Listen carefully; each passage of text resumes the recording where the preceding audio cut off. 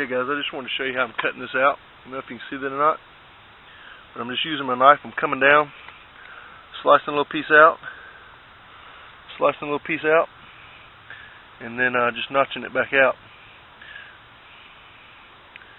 Slice a little piece out, and cut it right out.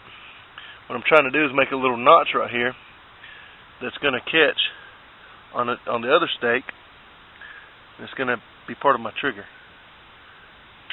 We'll show you some more in just a minute. Alright guys, I had to cut another piece here because I needed it longer, and what I'm going to do is I'm going to sharpen this end of it. I'm going to make a nice point on this end, and this piece I'm going to notch the opposite way, and what's going to happen is these two pieces will actually catch into each other once I'm done.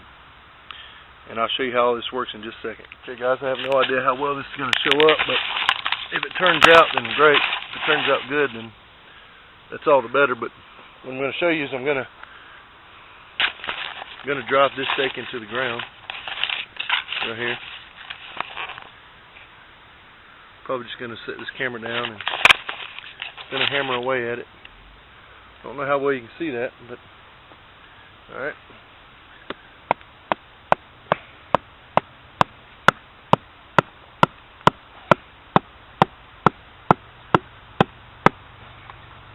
Okay, that's basically what That's basically what I've got right here. I've got my little stub in the ground. You can see it's notched off. Then this piece right here is going to be attached to the sapling that's going to be over it. It's also going to be attached to my snare, and I'm going to show you, set all that up in just a second. Okay guys, I want to show you how this is going to work. I'm going to reposition this in just a second. But you can see I've got the two notches resting on each other right there. I've got my paracord going up to a sapling that I've got bent over right here. I got my extra paracord just wrapped around it right there. But alright, but anyways, and I've got my snare.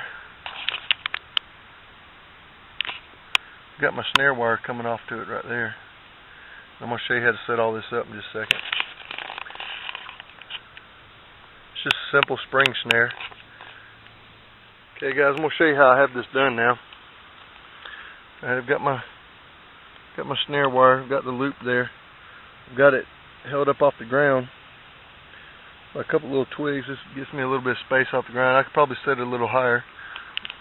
But now, what I'm going to do, I've been trying to play with this for a minute now, just get it just right. What I'm going to do is I'm going to move this just to the edge of it, just a little bit, just where it does just catch the edge. Alright, and now I'm going to show you how this works. And what's going to happen, I don't know how well this is going to work out for me here. So kind of like Wile E. Coyote.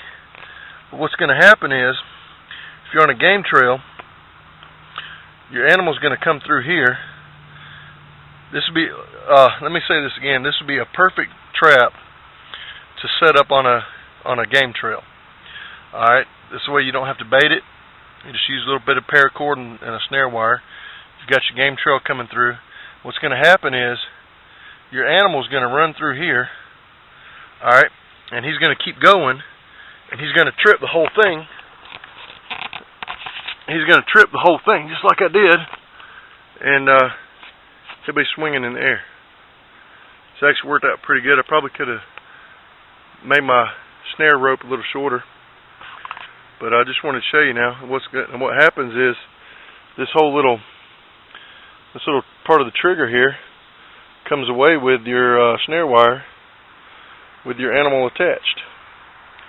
Of course, I don't think I'm going to eat this piece of fat ladder, but just wanted to give you a little demonstration, show you how this little snare works.